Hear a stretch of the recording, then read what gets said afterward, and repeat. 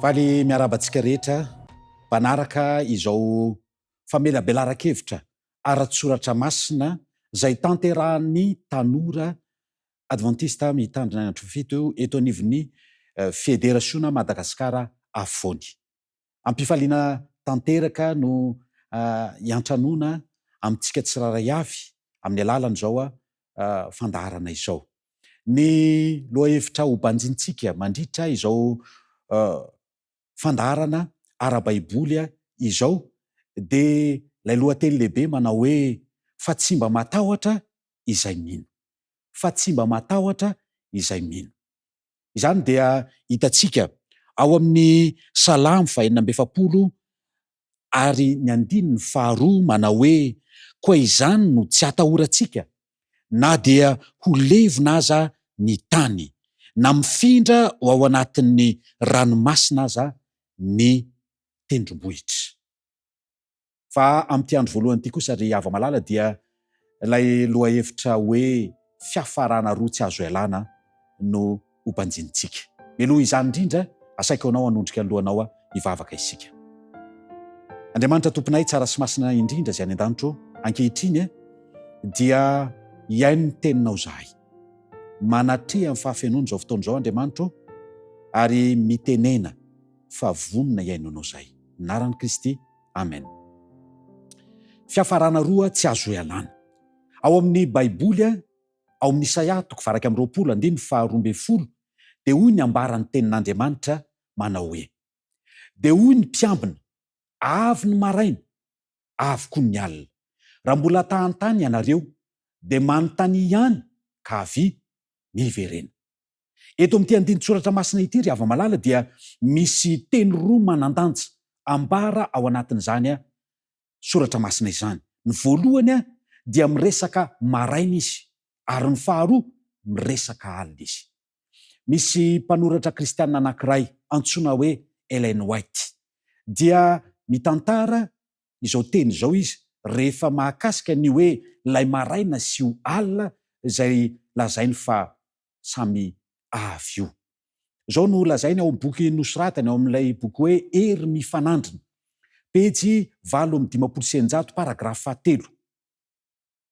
Efa samy akaiky na ny maraina na ny alina dia ny fiposahan'ilay andro tsy manam-pahataperina ho an'ny maraina, ho an'ny marina ary ny fiatomboan'ny alina mandrakizay ho an'ny ratsy fanahy. Miresaka eto izany amin'ity fanambarana ity fa ny maraina dia natokana ho an'ny marina ary ny alina mandrakizay kosa dia natokana ho an'ny ratsy fanahy. Ambara eto izany fa mizara roa mazava tsara izay ho anjara ny ratsy fanahy sy ny tsara fanahy izany. Koa andeha ro jerevantsika sahady ny amin'ny hoe inona no mety ho anjaran'ny ratsy fanahy ao anatin'izay lay fizarana roa misy ny olombelona izay. Ny ratsy fanahy hozaraintsika roa koa ny vanim-potoana. Velona alohan'ny fiavian'i Jesosy. Inona ny zavatra mety hitranga aminy? Ao amin'ilay boky Hery mifanandrina teo ihany, pejy 320 paragrafa 3 izay nosoratan'ilay mpanoratra kristianina Ellen White izany, dia izao no ambara ao anatin'izany boky izany. Amin'ny fiavian'i Kristy dia ho ringana avokoa ny ratsy fanahy, ho levo ny fofinainy vavany ary foanany amin'ny fisehoan'ny fiaviany. Mazava tsara ny anjon'ny ratsy fanahy zany amin'izay fotoana izay, fa hozy izy hoe ho aringana avokoa, ho levoniny ny ratsy fanahy. Zany ny anjara miandro ho an'ny ratsy fanahy amin'ny fiaviana be voninahitra. Zao no ambaran'ny tenin'Andriamanitra ao amin'ny Apokalipsy 9:7. Fa tonga ny andro lehibe ny fahatezerany ka iza ny mahajanona. Hava-malala, ny ratsy fanahy izay ho levonina, izay ho aringana dia tsy mahajanona amin'ny fiavian'i Kristy fanondroany. Ao amin'ny Isaia 2:20 dia hoy ny tenin'Andriamanitra manao hoe amin'izany andro izany dia arian'ny olona ho an'ny voalavo sy ny manavy ny andriaman'ny mbola fotsiny sy ny andriaman'ny mbola menany izay nataony iankofany eo anatrehany. Hava-malala isany. Eto amin'ity andinin-tsoratra masina ity dia milaza fa na ny harena, na ny voninahitra, na ny fahefana mety ho ananan'ny olombelona aza dia tsy mahavita ninina manoloana izany fiaviana be voninahitr'Andriamanitra izany.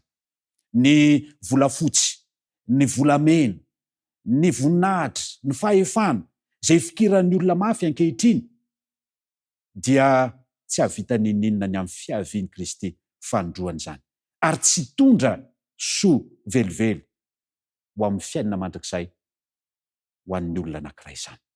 Fa inona ozy izy le atao aminy? Arian'ny olona ho an'ny voalavo zany sy ny manavy. Ilazana zany fa ho zava-poana, ho zavatra tsy misy dikany, ho zavatra izay hifikiran'ny olona amin'izao fotoana io izao. Araka ny voalazan'ny teny soratra masina ihany ao amin'ny Isaia 2:20 dia ny tenin'Andriamanitra manao hoe mba hidirany eo amin'ny fitritry ny vatolampy sy eo antsefatsefaky ny aram-bato no ny tahotra avy amin'ny Jehovah sy ny voninahitry ny fahalebiazana rehefa mitsangana ampiororon'ny tany izy. Ava malala ny ataon'ny olona amin'izany fotoana izany ho an'ny ratsy fanahy dia hiditra eny antsefatsefaky ny vato izy. Iantso ihany koa ny amin'ny hoe mianjera aminay ho an'ireny aram-bato ireny. Tsy misy fanantenana ho an'ny ratsy fanahy amin'ny fiavian'ny tompo eny amin'ny raon'ny lanitra. Dia ava malala ny fizarana faharoa ny amin'ny hoe ho an'ny ratsy fanahy, inona no antsarany? Andeha ho jerevantsika indray satria ny tenentsika teo hoe le velona alohan'ny fiavian'i Kristy fahandroany, fa ahoana kosa ny ratsy fanahy izay maty alohan'ny fiavian'i Kristy faharoa izany. Ao amin'ny bokin'ny Apokalipsy 20:1-5 dia izao no ambarany soratra masina: fa ny sisa maty dia tsy mbola velona mandra-pahatapitry ny arivo-taona.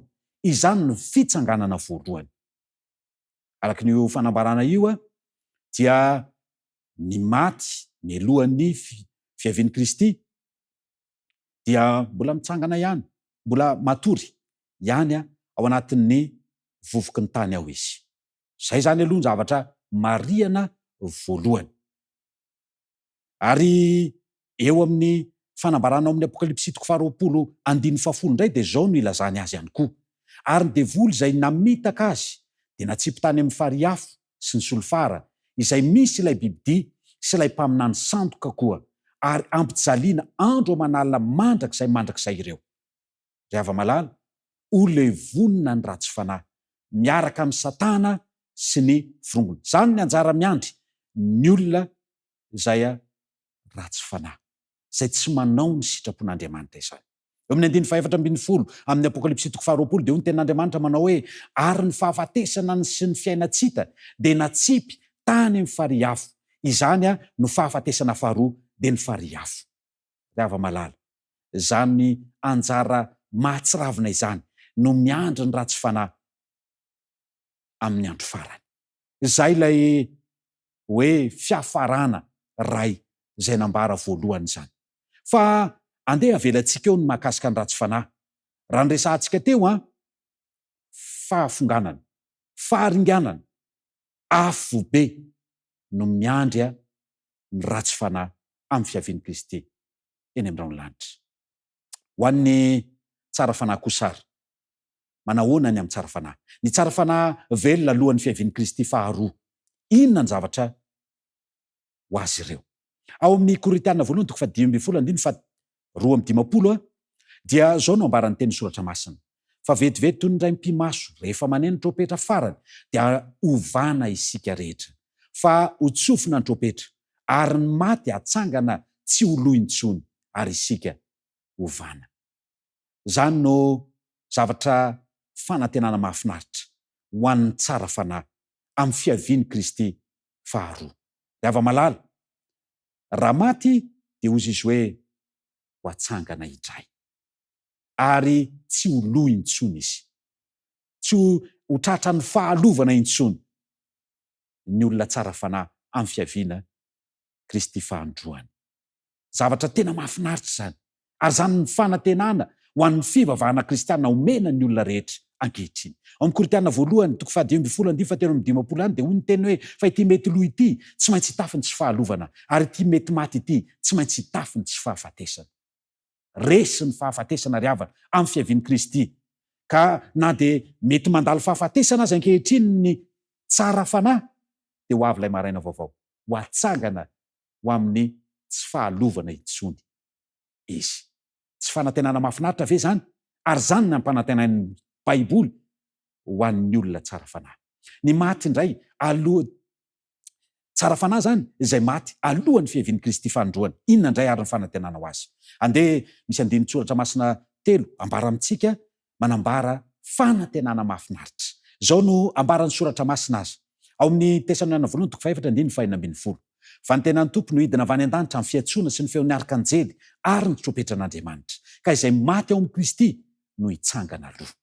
Mazava tsara fa ny hitsangana rehefa ho avy any amin'ny raonlanitra Kristy amin'ny fiaviany fandroana dia tsy iza fa ireo tsara fanahy izany. Ary hitsangana ho amin'ny fiainana mandrakizay izany. 7:7 dia io ny teny. Ary rehefa afaka izany dia isika izay velona ka mbola mitoetra no akarina hiaraka aminy hoeny amin'ny rahona hitsena ny tompo any amin'ny habakabaka dia ho any amin'ny tompo mandrakariva isika. Fanantenana lehibe, fanantenana mahafinaritra, izany no ampanantenain'ny baiboly ho an'ny marina. Dia ava-malala ny tsara fanahy dia hoy ny voalazan'ny baiboly hoe mijanona 100 taona any an-danitra ary mitsara ireo ratsy fanahy izy. Ny boky Hery Mifanandrina pejy 420 paragrafy 4 dia zao no ambarany. Mandritra ny rivo-taona eo anelanelan'ny fitsanganana voalohany sy ny fitsanganana faharoa no anaovana ny fitsarana ny ratsy fanahy. Hiatrika an'izany ny tsara fanahy, andray anjara ary ahita mivantana ny porofo fa marin'Andriamanitra ny fitsarana. Dia ho aseho an'Andriamanitra eo na nino ny rahanina ny very, na nino ny rahanina ny very. Hiatrika an'izany reo tsara fanahy izay andova ilay fiainana mandrakizay. Ary zany zavatra izany dia iseho aiza any an-danitra no isehony izany. Ary hiatrika an'izany mandritra ny rivo-taona ireo tsara fanahy miatrika amin'ny lanitra manontolo. Ao amin'ny Korintianina 1:5-2 ry havana dia hoy ny ambaran'ny soratra masina manao hoe sa tsy fantatrareo fa ny olona masina dia hitsara izao tontolo izao, ary raha hitsara izao tontolo izao ianareo moa tsy mendrika hitsara izay zavatra madinika indrindra va ianareo. Amin'izay fotoana izay no isehon'ilay hoe ny olona masina, ireo tsara fanahy izay nandova fiainana mandrakizay no anatanteraka izany miaraka amin'ireo lanitra manontolo izany. Ao amin'ny Apokalipsy 20:4 tapany voalohany hoy ny tenin'Andriamanitra hoe ary nahita seza fiandranana maro ary nisy nipetraka teo amboniny ary nomena fahefana hitsara izy. Mazava tsara fa Jesosy Kristy izy no mpitsara ao anatin'izany fotoana izany, ary anatry maso io fitsarana izay ho tanterana ho an'ny ratsy fanahy io, ireo olombonjena rehetra dia ny tsara fanahy izany. Eto ihany koa ry havana, inona ny zavatra iseho rehefa tapitra ny fotoana azy? Ao amin'ny Hery Mifanandrina ihany, ilay boky nosoratan'ilay mpanoratra kristianina antsoina hoe Ellen Goldwhite, ao amin'ny pejy 7:20 paragrafy 3. Misy eo amin'ny tendrombohitra Oliva, midina eo amin'ny tendrombohitra Oliva i Kristy, ilay toerana niakarany taorian'ny nitsanganany tamin'ny maty. Rehefa tapitra ny rivo-taona, hiverina indray eto amin'ity tany ity Kristy miaraka amin'ireo olombonjena rehetra. Zany no zavatra iseho mahafinaritra amin'izay fotoana izay. Ilay boky ny Hery Mifanandrina ihany pejy 700 paragrafy 1 dia hozy izy hoe rehefa midina avy any an-danitra Jerosalema vaovao izay sady kanto no mamirapiratra dia hipetraka eo amin'ny toerana efa nidiovina sady voaomana handray azy, ka hiditra ao amin'ny tanàna masin'i Kristy miaraka amin'ny vahoakany sy ny anjeliny. Ho ajoro eto amin'ity planeta tany ity ilay fanjakan'Andriamanitra ho afindra eto izany, ary eto ny lasa ho fohibe ny fanjakan'Andriamanitra ry havana. Zava-dehibe ary tsara ho fantatsika tsara izany fanambarana omen'ny zany fanazavana hoentin'izany boky izany, fa ny fitoerana zany fanjakan'Andriamanitra eto izany dia ho porofo mivantana fa velona sy mahery ny tenin'Andriamanitra. Ao amin'ny Zakaria 4:4 dia hoy ny tenin'Andriamanitra manao hoe ary amin'izany andro izany ny tongony hijoro eo tendrombohitra Oliva izay eo Atsinan'ny tandrifin'i Jerosalema, ary ny tendrombohitra Oliva hitresaka eo avoany iatsinanana sy iakandrefana ka isoloasa lehibe ary ny atsasaka ny tendrombohatra ifindra ianavaratra fa ny atsasany kosa ianatsimo. Ny tendrombohitra oliva dia izara roa mazava tsara. Ipetraka ary hidina eo ilay Jerosalema vaovao zany. Ry ava-malalisany, fiafarana roa tsy azo ialana. Na zany afobe fahafonganana mandrakizay no miandry ny olona anankiray, na fiainana mandrakizay miaraka amin'ny Kristy sy ny tafin'ny lanitra.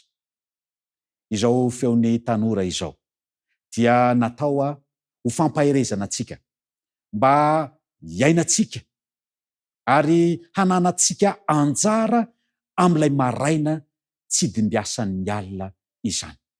Alina mandrakizay ho an'ny ratsy fanahy ary ho maraina tsy ho dimbiasan'ny alina ho an'ny tsara fanahy kosa ny fiavian'i Kristy eny amin'irao ny lanitra. Fandriko dia mba ho maraina vaovao aneny fanantenana ho anao zay tsy ho dimbiasan'ny alina izany. Andriamanitra netahantsika tsiraray avy ary hanampy anao handray am-poa izany tenin'Andriamanitra izany, andraisanao fanapahan-kevitra ihany koa ny amin'ny ho ataonao manomboka eto ankehitriny. Hotahin'ny tompony tsika tsiraray avy. Andeo faranantsika mivavaka izao fotoana izao. Vavaka isika. Andriamanitra tomponay eo misaotra anao ny amin'ny fahazavana nomenao anay.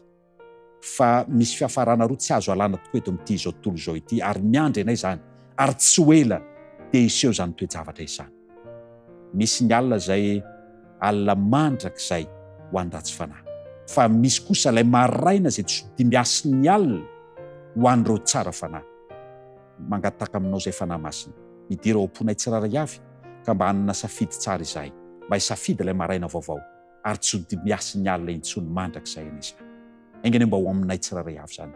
Tonona amin'ny anaran'i Jesosy. Amen.